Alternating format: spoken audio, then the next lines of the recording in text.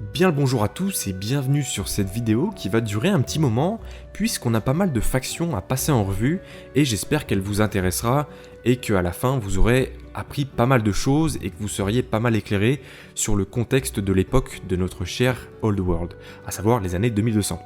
Avant que la vidéo ne commence, j'aimerais faire quelques petites précisions et vous présenter rapidement, promis, le projet sur lequel je travaille depuis plusieurs mois maintenant.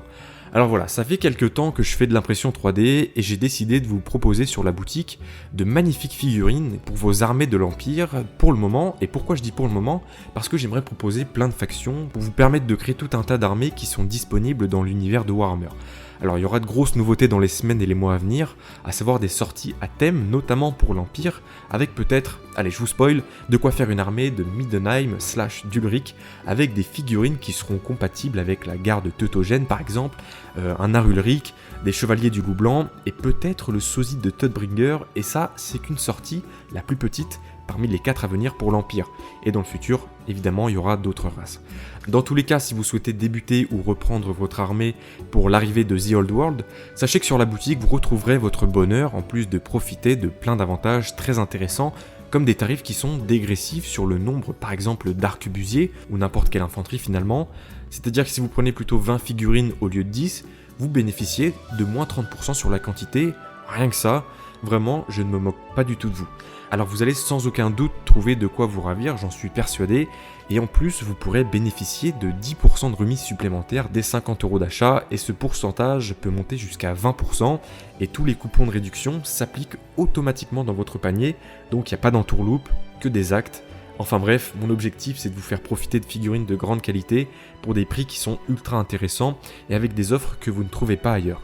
Et sachant que j'ai aucune limite dans mon intention de vous combler, il y a actuellement moins 30% sur la carte de l'Empire si vous prenez pour 50€ de figurines. Et enfin, dernière offre qui peut vraiment vous intéresser, c'est que vous avez un kit dans lequel vous pouvez créer votre armée de l'Empire pour un seul et unique prix, et où vous choisissez parmi les 13 types de figurines que vous voulez voir dans votre commande. Donc il y a 70 combinaisons possibles, plus de 50 pièces à peindre, et ça représente déjà une armée d'environ 800 points, donc c'est pas dégueu du tout. Et j'ai oublié de préciser, un point très important, mais peu importe les figurines que vous commandez, les socles sont toujours fournis gratuitement dans votre commande.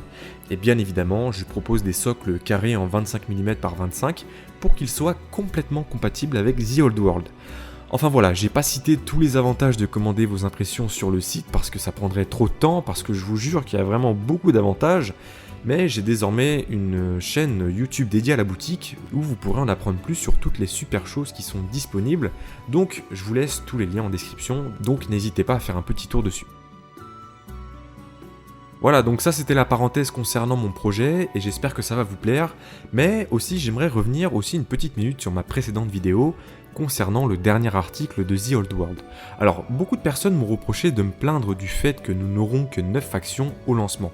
Alors vous savez sans doute, je suis jeune, j'ai pas la même longévité dans le milieu que certains anciens ici que je respecte beaucoup d'ailleurs, et ça n'empêche que je suis quand même conscient des choses. Je sais très bien que par exemple au lancement de la V6 en 2000, il y avait entre guillemets que 6 factions de départ, donc si on compare, c'est un début excellent, on est tous d'accord. Mais pour la faire courte, ma critique concerne surtout la communication de Games Workshop, ainsi que le choix des mots. Ce qui me dérange, c'est le bannissement d'office du reste des factions, et je comprenais juste pas pourquoi ils ont choisi de préciser d'emblée que ces races n'auront jamais rien en termes de figurines et en termes de livres.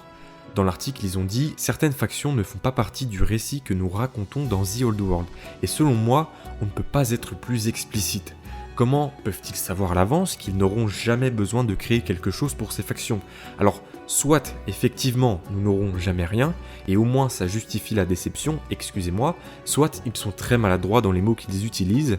et encore une fois, dans leur communication. Je pense que ça coûtait rien de dire « Pour l'instant, on travaille sur ces 9 factions, les autres auront des règles gratuites, puis on voit comment la communauté est réceptive et si on peut suivre financièrement, et après, on voit si on peut intégrer ces races au même titre que les autres qui sont annoncées initialement. »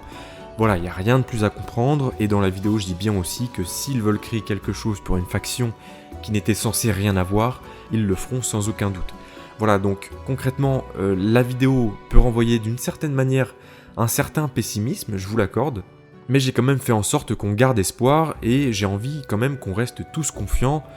pour autant, et j'espère que ça vous l'avez compris quand même.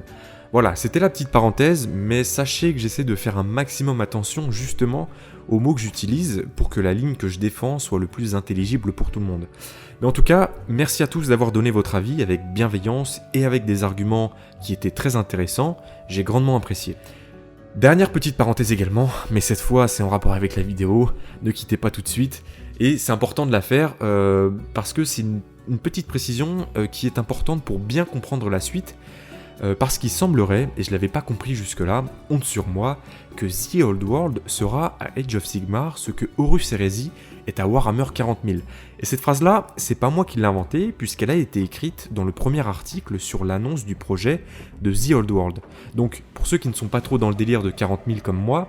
l'hérésie d'Horus, qu'est-ce que c'est ? Eh ben, tout simplement, c'est un enchaînement d'événements majeurs ultra importants, voire littéralement charniers, qui pose les bases de l'univers de Warhammer 40 000, mais qui donc est antérieur au niveau de l'époque concernée, tout comme The Old World le sera, et du coup, la particularité de Horus Heresy, c'est que ça s'étend sur 1000 ans, là où dans The Old World, on sera davantage sur un siècle, peut-être plus, peut-être moins. Alors je vous dis ça parce que j'avais commencé l'écriture en partant du principe que The Old World allait se passer pendant une date précise, ou sur quelques années, un peu comme Fantasy Battle finalement, et donc j'ai hypothétisé un créneau avec les cartes et les différents indices à travers les articles qui nous ont été partagés, mais finalement je pense que ça n'a pas trop de sens de se référer aux cartes et de trouver une date précise dans l'établissement des frontières à telle ou telle date par exemple. Parce qu'il y a plein d'incohérences d'ailleurs, au point qu'on se demande s'ils n'ont pas confié la cartographie aux stagiaires. Enfin bref, qui régnait sur le vieux monde dans les années charnières du 23e siècle ? À quoi pouvait-il ressembler sans les figures emblématiques que nous connaissons si bien, la tsarine Katharina, bien évidemment l'empereur Karl Franz, le roi Louan Cœur de Lion, le haut roi des nains Thorgrim le Rancunier, ou bien encore Manfred von Karstein. Eh bien, nous allons découvrir qui occupait leur poste à l'aube de la Grande Guerre contre le chaos. Do not test me, necromancer. Yours is an art I have dominated centuries ago. You have nothing I need.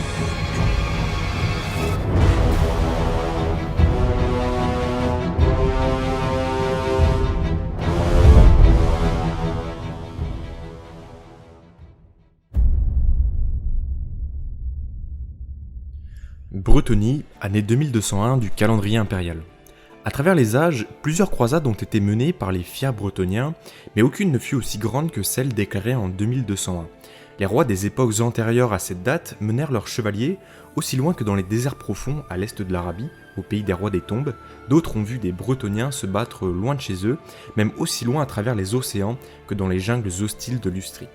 En l'an 1223 du calendrier bretonien, donc l'année 2201 du calendrier impérial, eh bien c'est le roi Louan, plus tard communément appelé Louan tueur d'orques, qui règne sur la Bretonie. Alors, il y a un truc super intéressant à son sujet, c'est qu'il règne depuis Bastogne et non pas Couronne comme Louan Cœur de Lion dans les années contemporaines. Et pour ça, il y a une explication toute simple. En fait, déjà, l'erreur qu'on peut faire, c'est de croire que la société médiévale de notre monde réel s'applique exactement, ou plus ou moins exactement, à celle de la Bretonie de Warhammer, et après, c'est tout à fait normal, faut voir comment c'est extrêmement décalqué sur le Moyen-Âge français, en grande partie, mais ce que je veux dire, c'est qu'en Bretonie, ce n'est pas la primogéniture mâle qui devient roi par défaut, au contraire, il y a deux possibilités pour devenir roi en Bretonie. Premièrement, le roi peut effectivement être le premier fils, l'aîné ou le plus vieux de ce dernier, donc la primogéniture mâle comme je le disais, à condition d'être aussi un chevalier du Graal obligatoire pour l'obtention de ce statut, mais vraisemblablement, ce dernier peut également choisir un duc parmi les duchés du royaume pour devenir roi. Ce qui explique que par exemple, le premier roi, Gilles, tout comme Louan de The Old World, régnait depuis Bastogne. C'est un sujet auquel j'ai pas trouvé de réponse concrète concernant le choix d'un duc pour devenir roi, en tout cas il n'y avait pas d'exemple concret, mais ça semble tout à fait plausible étant donné que la capitale de la Bretonie a souvent changé d'emplacement. Enfin bref, tout ça pour dire que Louan tueur d'orques a de ce fait probablement hérité de son père qui était soit de la même province, donc Bastogne, soit qui a été choisi par un roi d'une autre province, et à vrai dire, pour l'instant, on ne sait pas qui régnait avant lui, donc difficile de s'avancer.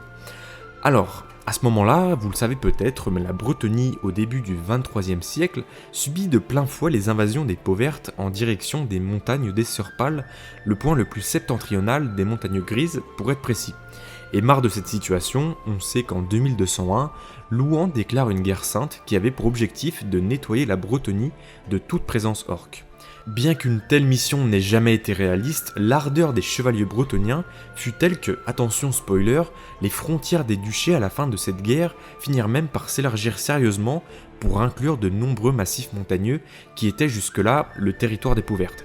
Et d'ailleurs, petite parenthèse, il y a sûrement une grande mission qui animera notre cher Louan, puisqu'en plus de se débarrasser des Pauvertes, c'est qu'au moment où nous serons en plein dans The Old World, Couronne, comme vous pouvez le voir sur la carte, est en ruine ou au moins pillé, et qu'il sera sûrement de son devoir de roi, ou en tout cas qu'il en va très certainement de sa dignité, mais peut-être que sa mission sera de reconquérir la cité, et plus largement le duché de Couronne ainsi que celui de Gisors, qui semble fermement occupé par les Pauvertes, comme vous pouvez le voir avec les petits symboles rappelant les orques sur la carte. Encore une fois, on ne sait pas précisément à quel moment dans la chronologie de The Old World la guerre sainte a commencé. Est-ce qu'on sera lors de la première année, à savoir en 2201 ? Est-ce qu'on sera 20 ans plus tard, 30 ans, 40 ans ? À vrai dire, personne ne le sait. Alors, encore une fois, il faut partir du principe que The Old World ne se déroulera pas à une date fixe, mais qu'a priori, l'univers évoluera à travers les années. En tout cas, moi j'ai ma petite idée quant à la plage concernée que vous allez découvrir dans la prochaine faction abordée. Athel-Lorraine, année 195 du 6e âge des elfes. A cette époque, la guerre sainte bretonienne destinée à éradiquer la menace pauverte bat son plein et les chevaliers parviennent à les chasser et à les cantonner aux régions les plus sauvages du royaume. Il se trouve qu'une de ces régions est bien évidemment Athel-Lorraine, vous l'aurez deviné. Les zones extérieures de la forêt sont envahies par des hordes de Pauvertes. Une conséquence positive de cette invasion est que cette année-là, les elfes sylvains n'ont pas à se préoccuper de la menace des hommes bêtes, car les Pauvertes les massacrent, et d'ailleurs, ils s'en réjouissent au point que si les Pauvertes avaient décidé ensuite de quitter la forêt tranquillement, les Azraï les auraient sans doute laissés partir sans représailles. Malheureusement, telle n'est pas la nature des orques et des gobelins, puisque rendus confiants par l'extermination des hommes bêtes, ils entreprennent de s'enfoncer plus profondément dans la forêt, en brûlant et en découpant les arbres. Malheureusement pour les orques et les gobelins, les premières clairières qui ressentent la morsure de leur qui-coupe sont sous la protection de quelqu'un que vous connaissez bien, puisqu'il s'agit de Durtu, et à peine les premiers feux sont-ils allumés qu'une grande armée d'esprits des forêts jaillit des bois. Des dryades se jetèrent sur les gobelins en ricanant et les transformant en bouillies vertes et rouges. Des lémures, quant à eux, se frayèrent un chemin à travers des bandes d'orques, là où leur écorce épaisse était totalement insensible aux coups furieux des Pauvertes. Voyant que ces guerriers sont au bord de la retraite, le seigneur Pauverte braqua, beugle et rugit, leur ordonnant de tenir la ligne, mais il les réduit en silence lorsque Durtu l'aplatit avec son énorme pied.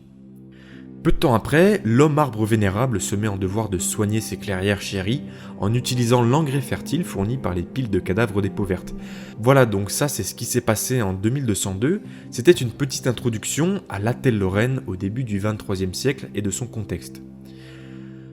Pour les Azraï et leur vie quasi immortelle, l'époque de The Old World n'est pas si ancienne, mais l'ère qu'ils traversent, la saison de la ruine, est aussi marquée par le mal du début à la fin. Orion brûle puis renaît depuis des millénaires, et vous le savez, il est bien évidemment le roi consort d'Athel-Lorraine, avec la reine Ariel, qui elle, on le sait, gouverne depuis plus de 3300 ans sur la célèbre forêt, donc pas de surprise à ce niveau-là.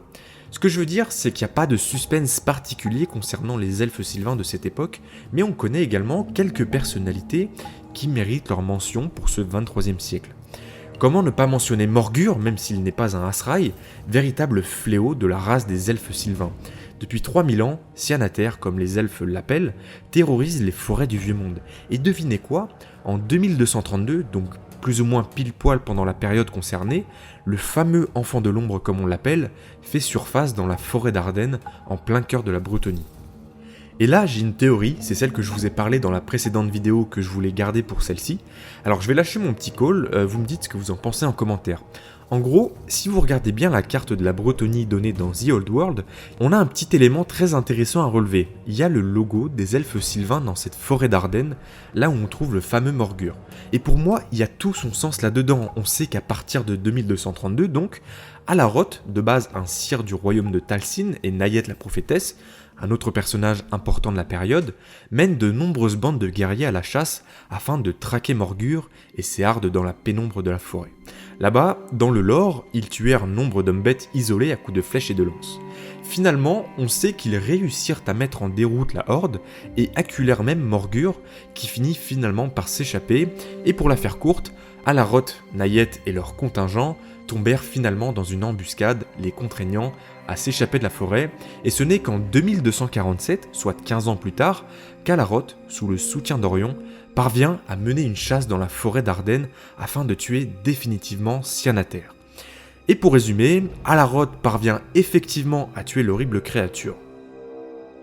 Avec ce que je viens de vous raconter, le symbole des elfes sylvains dans la forêt d'Ardennes prend encore une fois tout son sens et j'en arrive à la conclusion que The Old World se déroulera, ou en tout cas mentionnera précisément des événements se situant dans les années 2232 à 2247, puisque le reste du temps, il n'y a aucune trace particulière d'Asraï dans cette forêt. Voilà, c'est ma théorie, pour moi c'est limite limpide comme de l'eau de roche, mais je préfère toujours émettre une petite réserve à ce sujet. Ça se trouve, je me trompe complètement, et je dois dire que comme les hommes bêtes sont officialisés, ça renforce d'une certaine manière cette théorie. Après, peut-être que dans le nouveau lore, les elfes sylvains ont par exemple décidé de coloniser la forêt d'Ardennes pour éviter par exemple que Morgur n'y réapparaisse dans les futures années. Enfin bref, on n'en sait pas grand chose, mais ça reste ma théorie, dites-moi ce que vous en pensez. Et du coup, pour revenir vite fait sur la Bretonnie, eh bien on peut dire que c'est un terrain très fertile, notamment autant dans le nord à Couronne et à Gisoreux, dans l'ouest avec les colonies des elfes sylvains,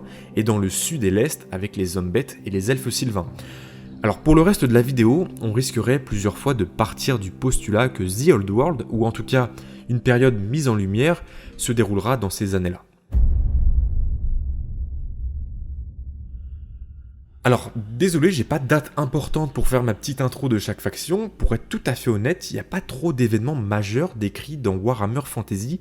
pour cette époque de manière générale, et en tout cas pour l'Empire, et d'un côté, c'est une bonne nouvelle, comme ça on va en apprendre des masses sur ce territoire et sur l'histoire qui l'englobe. Alors, j'ai pas trop envie de reparler de cette faction, tout simplement parce que j'en ai déjà parlé pas mal de fois ces derniers temps, et notamment sur la vidéo où je vous parle d'un article paru sur le Warhammer Community en début janvier que vous pouvez retrouver en haut à droite de l'écran, et pareil dans la vidéo sur les 3 lieux que nous redécouvrirons dans The Old World, donc je vous recommande également cette vidéo si vous voulez en savoir plus sur cette faction et surtout de son contexte historique. De toute façon, pour le coup, il n'y a pas trop de choses à dire sur ceux qui règnent sur l'Empire, à part qu'il n'y a pas un seul empereur, mais plutôt 4, et qu'on ne connaît, eh bien, rien du tout d'eux. Je vais d'ailleurs en profiter pour parler d'un truc un petit peu important aussi. Alors, faut qu'on parle de Magnus. Alors, par où commencer? Si on part du principe que The Old World se déroule pendant 10 ans, ce qui ne semble pas être le cas, si on prend l'exemple de la plage de temps que j'ai mentionné tout à l'heure, eh bah, ça aurait été impossible qu'on le voie parce qu'en 2240 environ, il était pas né du tout, c'était impossible. Alors, il y a plusieurs raisons qui me font dire ça, dont la plus évidente, à savoir la longévité d'un homme. Dans Warhammer, c'est grossièrement la même chose que dans la vraie vie, et donc Louan Tuor-d'Orc n'a jamais pu côtoyer Magnus le Pieux, puisqu'ils ne font tout simplement pas partie du même siècle. Si on part du principe de l'époque en question, on peut estimer la mort de Louan Tuor-d'Orc probablement dans les années peut-être 2260 grand max, et ça fait déjà une sacrée espérance de vie. Et on sait que Magnus a régné de 2304 à 2369, soit un règne de 65 ans, donc si on part du principe que quand il accède au trône, il a 18 ans, ce qui est déjà assez peu probable vu comme c'est ultra jeune, il serait décédé à l'âge de 86 ans, ce qui est déjà énorme.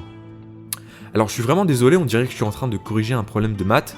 mais bref, si on part à peu près de ces paramètres-là, il est né quoi? Au début des années 2280, et vous voyez que c'est pas du tout cohérent. Là, dans les faits, c'est même théoriquement impossible. Après, comme on sait que The Old World s'étalera probablement sur plusieurs décennies, j'ai assez hâte de voir comment ils vont gérer tout ça, parce qu'à la limite, faire cohabiter des personnages d'autres races sur des siècles, ça peut ne pas être trop choquant, mais pour des humains, je trouve que ça l'est un peu plus quand même. Bon, après, s'il y a que ça, on va pas faire les difficiles non plus. Alors, comme la vidéo a pour sujet principal les différents souverains, il y a un truc aussi que j'ai remarqué, que j'avais pas capté, mais il y a un petit truc qui m'a fait tilter quand même, c'est l'empereur du Reikland sur les cartes.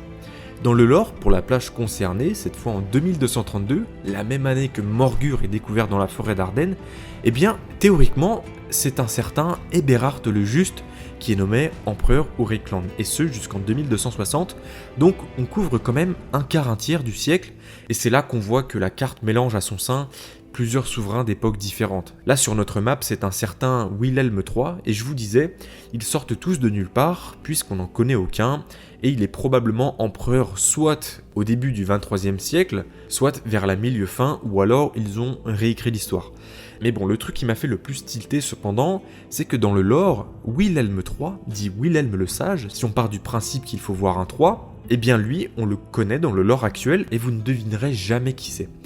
Donc si on parle bien du même Wilhelm, ce qui semble peu probable, c'est l'arrière-arrière-grand-père de Karl Franz, fondateur de sa lignée que je ne vais pas prononcer parce que j'ai fait LV2 espagnol en 5ème. Bref, mais là encore, problème, il est censé régner plus de 120 ans après la grande guerre contre le chaos, du coup, que dire, là ma théorie c'est simple, c'est soit que Games va faire table rase de certains éléments du lore pour les refaire, ou alors que c'est à moi de changer de lunettes et c'est pas du tout un 3 qui est écrit. Mais du coup, si c'est volontaire, pourquoi ne pas l'avoir appelé Wilhelm II ou Wilhelm I, ou en tout cas un Wilhelm qui n'a jamais existé, tout simplement. Là encore, si vous avez des avis, je suis tout oui parce que c'est un gros bordel, et que j'aimerais bien savoir si vous avez un avis là-dessus. Lorelorn. Il n'y a pas de date importante pour l'époque concernée, mais je pense que ça valait le coup qu'on mentionne la forêt de Lorelorn, premièrement parce qu'on sait qui règne sur la forêt pour l'époque de The Old World, mais aussi parce qu'il y a leur petit logo sur la carte, tout simplement, et puis c'est un milieu qu'on connaît dans le lore, notamment grâce à la 4ème édition de Warhammer Jeux de rôle, donc depuis quelques années seulement.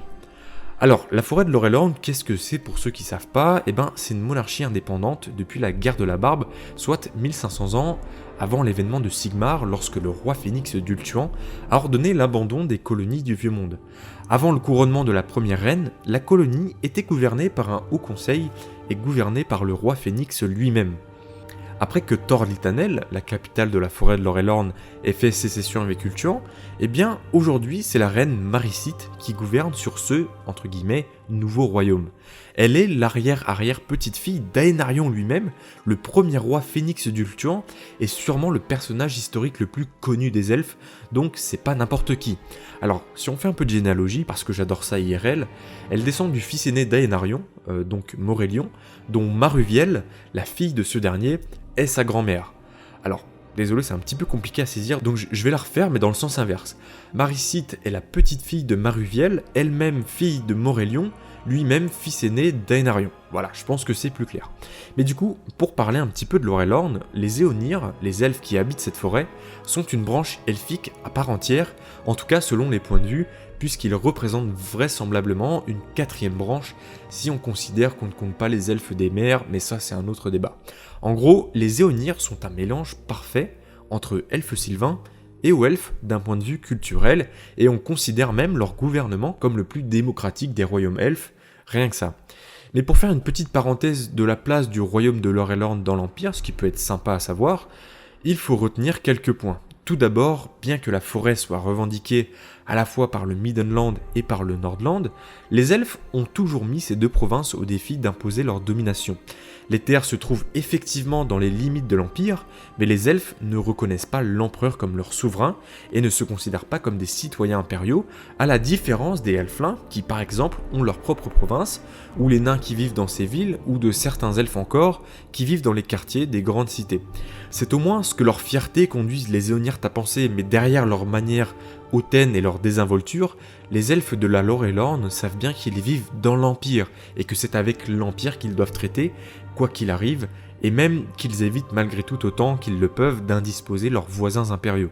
Alors, est-ce qu'on peut attendre quelque chose de la forêt de Lorelorn ? Eh ben, je sais pas vraiment, mais je pense qu'ils peuvent avoir un rôle important à jouer avec les humains, par exemple en protégeant les côtes du Nordland contre les pillards elfes noirs, ou contre les hommes bêtes dans la forêt de la Drakvald par exemple. Et d'ailleurs, petite fact intéressante à leur sujet, on sait qu'ils sont plus enclins que les elfes de la Lorraine à s'ouvrir au monde, donc honnêtement ça peut être une sous-faction intéressante. J'attends de voir, mais pour le moment je vais pas m'avancer non plus loin à leur sujet. En tout cas, s'ils ont des projets de liste d'armées, une liste sur les Éonir, peut être vraiment très original pour le coup, à voir ce qu'on peut en tirer en termes d'unité. Et d'ailleurs, si le sujet des Éonir / de la forêt de Lorelorn vous intéresse, j'en ai un peu parlé pour développer mes arguments en faveur de l'apparition de factions mineures, ou peu connu comme j'avais fait avec Albion, n'est-ce pas? D'ailleurs, vidéo qui a très mal vieilli, donc bref, dossier suivant. Elfen, Sylvanie, année 2145 du calendrier impérial. Les forces de l'Empire et l'armée des morts-vivants de Manfred se livrent plus d'une douzaine de batailles pour tenter d'acquérir une supériorité décisive. Après 2 décennies de conflits irréguliers, Manfred est finalement contraint de se retirer en Sylvanie par une armée combinée de troupes de l'Empire. Alors oui, je sais, les contes vampires ne sont pas censés faire partie de The Old World, mais on va faire comme si on ne savait pas. Avec la mort de Conrad pendant la Seconde Guerre vampirique, le dernier héritier des von Karstein était Manfred, donc parmi les 5 prétendants initiaux. Vlad le premier était le plus puissant et Conrad le deuxième était le plus violent et le plus sanguinaire. Manfred quant à lui était de loin le plus rusé et le plus doué en magie de toute sa lignée. Et avec la mort des 4 avant, Manfred est devenu le dirigeant incontesté de la Sylvanie dès l'année 2124, mais pas pour longtemps puisqu'il est défait en 2145 lors de la célèbre bataille de Elfen. Un certain Martin du Stirland, comte électeur de la même province, frappa de son croc runique le vampire dont le corps disparut près de 350 ans dans le Marais Maudit avant de ressusciter en 2503, soit le Manfred que l'on connaît avec Warhammer Fantasy classique. Mais du coup, qui est le successeur de Manfred pendant ces 3 longs siècles? Eh ben, immédiatement après la défaite de Manfred, la Sylvanie fut contrainte de revenir sous le contrôle du Stirland et ses terres furent confiées à une nouvelle noblesse composée d'aristocrates pauvres, de fils cadets, de grandes maisons et de bâtards de la lignée du Stirland. Plein d'amertume à l'idée de se voir relégué dans ce qui représentait pour l'essentiel un exil, ces nouveaux suzerains ne traitèrent pas mieux la population que ne l'avaient fait les Von Draak d'autrefois et se montrèrent même bien moins efficaces à protéger leurs gens des morts-vivants et autres charognards inhumains.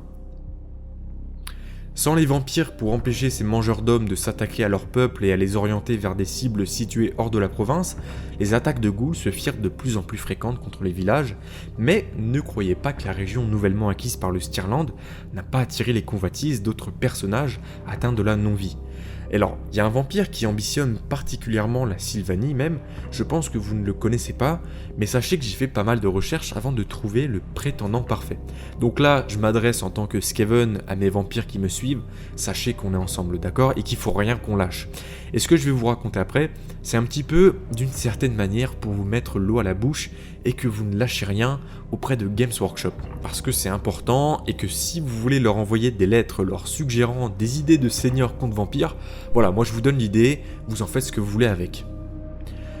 Adolphus Krieger, ça vous dit quelque chose ? Ce gars, c'est pas n'importe qui pourtant, parce que Adolphus, c'était l'un des commandants de Manfred von Karstein pendant sa guerre contre l'Empire, et il était avec lui pendant la bataille finale de Elfen, puisqu'il était le commandant le plus important après Manfred, sauf que lui a réussi à s'échapper et donc à survivre.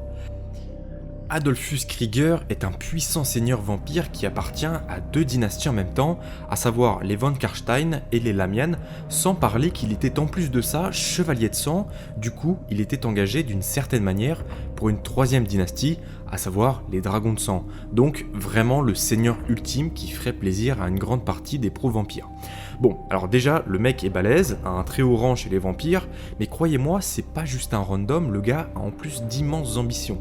Depuis plus de 1000 ans, depuis l'âge des 3 empereurs, le vampire Adolphus Krieger existe dans l'ancien monde. Il a été témoin de l'ascension et de la chute de la dynastie von Karstein, mais il est tout à fait certain qu'il réussira là où ses prédécesseurs ont échoué. Il a passé les décennies suivantes à parcourir le monde à la recherche d'informations, de connaissances et de moyens nécessaires pour devenir le nouveau chef des contes vampires. En effet, à l'époque, Adolphus avait connaissance des prophéties de Nosferatu selon lesquelles il devait trouver un artefact qui commencerait l'âge de sang nécessaire pour créer le royaume de la nuit et où, après avoir rendu l'entièreté de l'humanité comme du bétail, il pourrait devenir le maître éternel et profiter d'eux comme de la nourriture sans limite. Alors faut savoir que de base, lui il a des pouvoirs mentaux vraiment impressionnants, au point qu'il peut, dit-on, contrôler la volonté des autres. Et donc, pour créer son royaume de la nuit, Adolphus recherche ce que l'on appelle l'œil de Khemri, également connu comme l'œil de Nagash, créé par le grand nécromancien lui-même, et qui donnerait un pouvoir inimaginable pour réaliser son ambition. En effet, cet objet magique permet à son porteur de contrôler, de dominer et de régner, attention, accrochez-vous bien, sur tous les vampires, quelle que soit la dynastie auquel ils appartiennent. Et attention spoiler, on sait que plus tard Adolphus localisera l'artefact, attention à Prague, tiens, au Kislev, lieu ultra important et point culminant de The Old World, au point qu'on se demande si les astres ne sont pas alignés. Et donc je disais, artefact qu'il réussira à récupérer, mais qui est finalement détruit par Gotrek et Félix. Enfin bref, tout ça pour dire qu'Adolphus est, selon moi, le personnage qui devrait être mis en avant par Games Workshop s'il souhaite qu'on puisse, malgré la disparition d'Evan Karstein, retrouver une personnalité forte et digne d'être un sérieux successeur au trône de Sylvanie. Alors, si vous avez vu la dernière vidéo en date, à savoir la petite review sur le dernier article de The Old World, sachez que les contes vampires n'auront droit à aucun livre d'armée, donc pas de nouveau lore, mais j'espère quand même qu'ils feront une petite mention du personnage dans le livre sur l'Empire par exemple. Mais encore une fois, ça prouve que Games ne s'est pas foulé concernant le sort des vampires, parce que rien qu'avec Krieger, il y avait un truc super intéressant à développer, mais bon, ça c'est un autre débat et j'ai pas envie de remettre de l'huile sur le feu. En tout cas, n'hésitez pas à me dire ce que vous pensez de ce personnage, ou si vous pensiez à un autre personnage que vous connaissez et qui aurait mérité un intérêt tout particulier, et si vous ne le connaissiez pas, est-ce que c'est selon vous un personnage qui pourrait vous hyper ?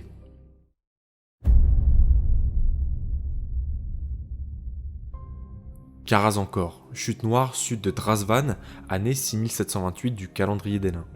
Bataille de la Cataracte Noire. Une armée de nains affronte une armée de gobelins sur les rives du lac Noir. Le haut roi Alric et le chef gobelin Gorkil les Borgneurs sont tués alors qu'ils se battent sur les falaises. Le gobelin est gravement blessé, mais entraîne son adversaire dans la mort en tombant dans les chutes. Les gobelins sont finalement repoussés vers les eaux glacées où pareil destin les attend. Suite à cette bataille, c'est le fils de feu Alric qui monte sur le trône des nains, cet Bellun Alricsson qui règne du coup de 2205 à 2203. Donc pour les nains, on est certain que c'est lui qui règne sur le Karaz-Ankor, y a aucun doute. Pour le coup, j'ai pas grand chose à dire à son sujet parce qu'on connaît presque rien de lui, à part qu'il participa à la grande guerre contre le chaos et que son fils y laissa la vie. Les seuls trucs que j'aurais pu vous raconter, c'était justement son histoire pendant cette guerre, là où il s'est notamment fait remarquer pour son héroïsme. Ce que l'on sait également, c'est qu'il y fut blessé et qu'il planifia dès son retour à Karaz-Akarak un plan de succession. Et c'est très intéressant parce qu'il y avait deux prétendants, Ungrim Point de Fer, roi tueur de Karak-Kadrin, et Beauregard du clan Angrund, héritier de Karak-Obypik et père du célèbre Bélégar. Sauf que la suite, vous la connaissez, c'est Thorgrim, neveu d'Alricsson, fils de la sœur de ce dernier, qui devient au roi des nains. Encore une fois, j'ai pas grand chose à dire, le Karaz-Ankor est sensiblement le même que l'on connaît dans le 26e siècle, à part que Karak-Vlag est toujours occupé par les nains d'ailleurs, j'en parle plus en détail dans la vidéo sur les 3 lieux que nous redécouvrirons dans The Old World que j'ai mentionné tout à l'heure, donc je vous remets la fiche si c'est possible, et pareil, loin au nord, encore plus haut que le Zornuscul, Karak-Dûm est toujours debout, malgré que ça soit littéralement une forteresse naine dans les désolations du chaos, en plein territoire kurgan, mais ça faudrait que j'en parle dans un autre épisode.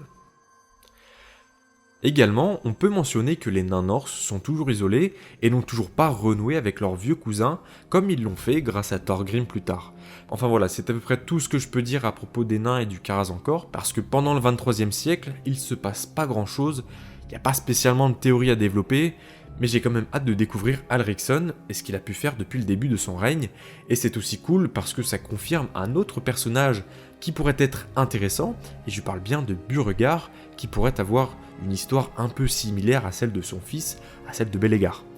Alors, on sait notamment que c'est Bélégar qui est à l'origine de la reconquête de Karak-Obypik, mais pour très bien connaître, sans prétention, la géographie des royaumes nains,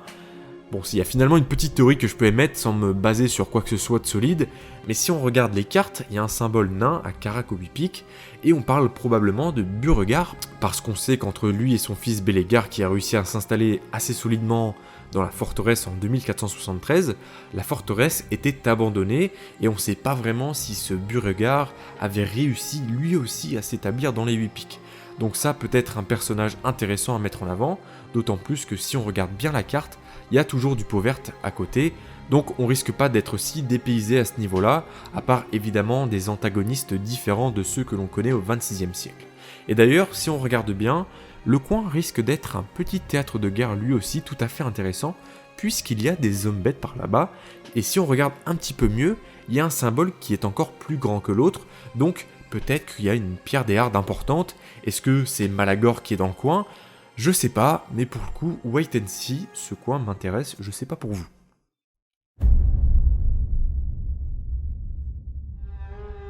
Kislev, année 2247 du calendrier impérial. Les tsars devenant progressivement faibles et vains, une coalition de bureaucrates et de prêtres conspire afin de gouverner par l'intermédiaire de tsars fantoches. Les premières colonies agricoles quant à elles s'établissent dans les terres fertiles avec un succès mitigé.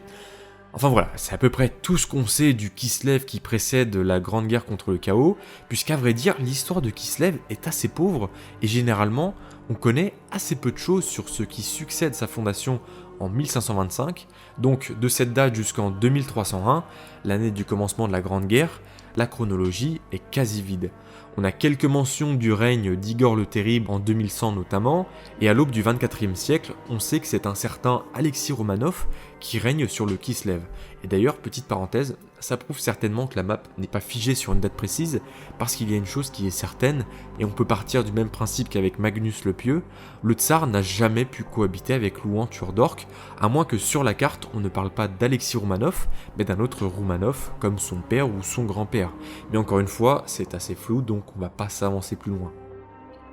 Enfin bref, on n'a aucune mention de la date à laquelle Alexis Romanov devient tsar, mais en 2300, on a également un petit contexte sur Kislev, à travers cette date que j'ai trouvée dans le bouquin dont je vous ai parlé dans la vidéo sur les 3 lieux que nous redécouvrirons avec The Old World, que je vous invite à visionner encore une fois. Alors vous allez lui dire que je force un peu, mais ça peut être une vidéo très intéressante si The Old World vous intéresse, et que la période aussi. Et donc, ce livre date, puisqu'il s'agit d'il y a quelque chose de pourri à Kislev, paru avant les années 90. On y apprend que la bureaucratie et le clergé qui tirent les ficelles contribuent à la détérioration générale du gouvernement central, qui se traduit notamment par une certaine dissidence des villes d'Erengard et de Prague. Encore une fois, tiens. On parle de pillages récurrents des Dolganes et des Hobgoblins qui provoquent l'échec de plusieurs colonies dans les terres fertiles. Et concernant Alexis Romanov, pour en revenir un petit peu dessus, vous en doutez, c'est un personnage particulièrement mis en avant, comme Alricsson par exemple, et bien grâce à la Grande Guerre contre le chaos, et que donc on le connaît très peu avant cet événement. Alors on sait éventuellement que c'est un personnage relativement charismatique et quelqu'un de courageux, parce qu'il a activement participé à repousser les forces du chaos, et qu'il a d'ailleurs blessé Valnir le Moissonneur, un champion du chaos de Nurgle, assez connu. Il est également très empathique et dévoué parce qu'on sait qu'il a construit l'imposant hôpital de Lubyanko destiné à soigner l'immense quantité de blessés suite à cette guerre. Et à mon avis, ce Alexis risque d'être assez intéressant et ce serait le héros kislevite par excellence que j'ai très hâte de découvrir, ainsi que le Kislev qu'il dirige, qui risque d'être assez désuni et qui pourrait voir une sorte de conflit interne entre les Ropsmen, même si eux ils sont un petit peu anecdotiques, on va pas se mentir, mais surtout entre les Gospodars et les Ungol. Enfin voilà, on a fait un sacré petit tour d'horizon des souverains, des royaumes et entités politiques du vieux monde du 23e siècle, mais il y a plein de personnages qui ont existé pendant cette période, mais qui n'étaient pas à la tête de nations, et cette vidéo avait plutôt une vocation géopolitique plutôt que de m'attarder sur des personnalités en particulier. Alors j'aurais pu parler de Dieter Elsnitch, par exemple, qui est un véritable fléau du continent à ce moment-là, mais j'aurais également pu mentionner Alavarkul, ou plein d'autres champions du chaos comme Valnir dont je vous ai parlé à l'instant, ou encore Kriestov, qui est un Arulric au moment de la Grande Guerre contre le chaos, et on sait que Middenheim / les divinités mineures de l'Empire seront sans doute mises en avant pour The Old World. J'aurais également pu parler des Elfes aussi avec Finubar ou encore Teclis, mais ils n'étaient pas vraiment concernés au sens strict de la vidéo, mais un épisode 2 pourrait être intéressant pour parler davantage des personnages plutôt que des entités politiques. Dans tous les cas, n'hésitez pas à me dire ce que vous en penseriez, si vous avez aimé la vidéo, s'il y a d'autres personnages que j'aurais oubliés, etc.